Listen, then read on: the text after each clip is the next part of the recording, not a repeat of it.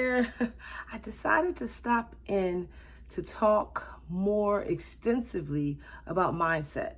So if you've been following me on Facebook and IG and on TikTok, then you have seen some of my short little videos where I emphasize mindset, I define mindset, I do positive quotes about mindset, just little tips to help you work on your mindset. But today I wanted to go just a tad bit deeper and talk about how mindset truly impacts our way of living.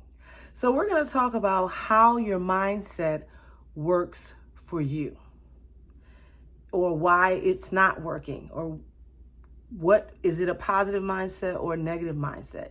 I'm going to ask you 3 questions. 3. Do you dwell on bad outcomes? Do you allow other people's issues to impact your energy? Are you living the life you choose? Those 3 questions will give you insight on whether or not you've been cultivating your mindset or developing your mindset to live the life that you want. It's not simple cultivating your mindset because it takes persistence and consistency. So you have to do it a lot. The mindset work activities, you have to perform them a lot. Then you have to not only perform them a lot, but and that's the consistency.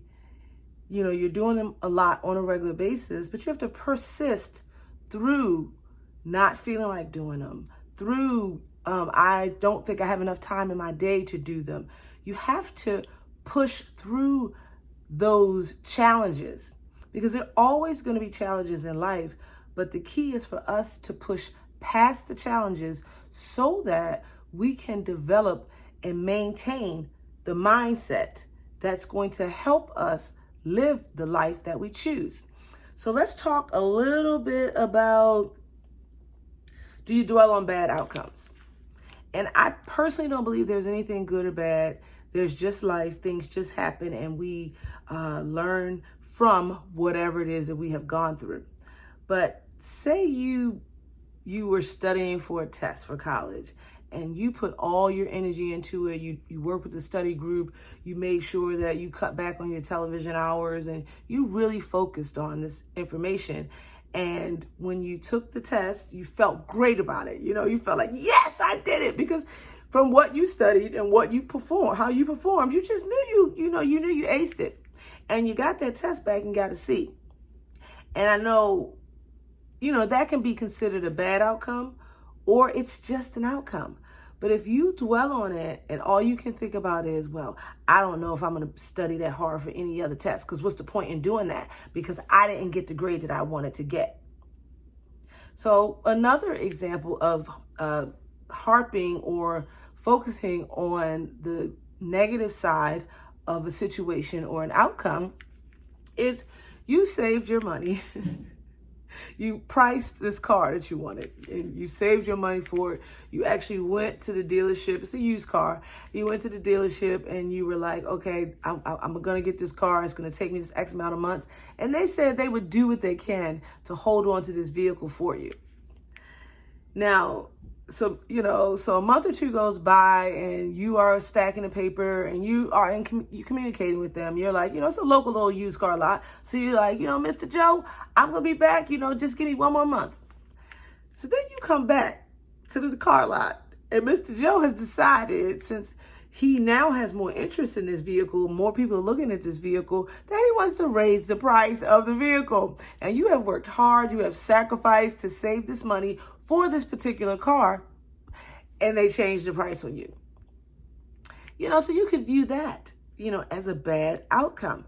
But what you have to remember, when things happen and the result is not as desired as you would like, what you need to do is take a step back and think about the process that you went through throughout that particular situation, and where you could have done things differently to make the outcome better. Because we are in control of our own existence. and what happens to us in our lives. We are the architect of our story. So yes, there are other things that are going to impact us, but we're the architects of our story. So instead of getting, upset about the test and seeing that you got a C and you studied and you should have gotten an A, how about talking to the teacher and finding out where it is that you're exactly going wrong, so that when you study the next time, you can reach that A. Because now you realize that everything that you're doing on your own and in study groups isn't enough. So now you need to go the extra mile and communicate with the teacher. And I'm going to tell you, when you communicate the effort that you're putting into something, especially schoolwork, especially with teachers, they may give you a little leeway. They may give you a little bump. So don't get down and out about it and say, I'm not going to work hard anymore, but find out what it is that you need to do better. Because that's a growth mindset where you want to know, how do I improve myself so that I can obtain the result that I desire, versus thinking that you can never obtain what you desire because you don't have the information, you don't have the knowledge to do so, but you can obtain it. That's a growth mindset. So now let's talk about other people's problems or negative things happen in their lives, how that impacts you and kind of stagnates you with the growth that you want to have. It is important to surround yourself with like-minded people or people who have a better mindset than you, so that you can learn from them. If you're around everyone who has a mindset just like yours and below yours, then you tend to stay stagnant. And so anything and everything that happens to them that is not positive, that they're not learning from, and all they do is complain about their situations, it can have an impact on you, especially a newbie in the developing their mindset process. So you want to pay attention to the type of individuals that you're going to surround yourself with. Now, I know we have our family and friends that we've had in our lives for a very long time, and we want to continue to have those relationships, right? I'm not saying you can't have those relationships, but I am telling you to put boundaries around it. If you find that your motivation level, your inspiration level is depleting and it's going down because you're trying to help feed this individual while you are learning how to increase your positivity, then maybe you need to limit your exposure to them and replace them with people who can actually help you be a better you. Now, we all want to live the life that we choose, right? But that takes work. So if you look around and think about it, are you living the life that you choose to live? Are you? Do you have the things you want to have? Are the relationships that you want, are they existent? Do you have, do you feel like you're living an abundant life? Do you feel like your lifestyle and who you are is making an impact on this world, an impact on the environment, and an impact on the individuals around you? Or do you feel, again, like stagnant, like it's not going anywhere?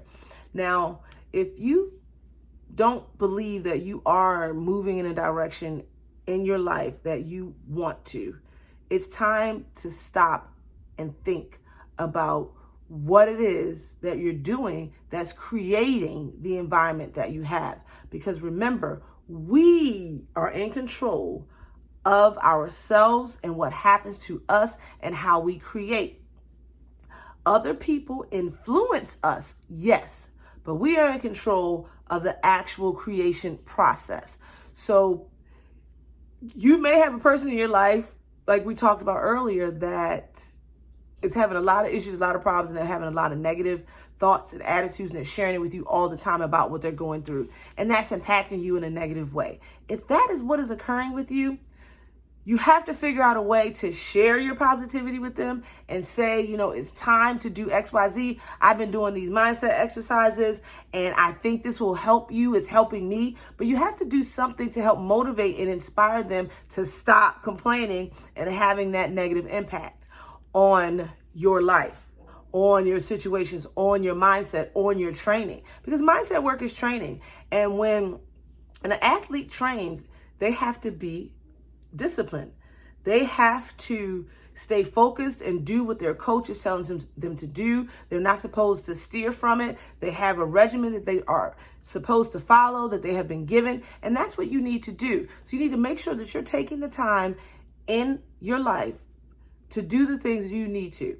For example, I have the Mindset Belief Action Workbook.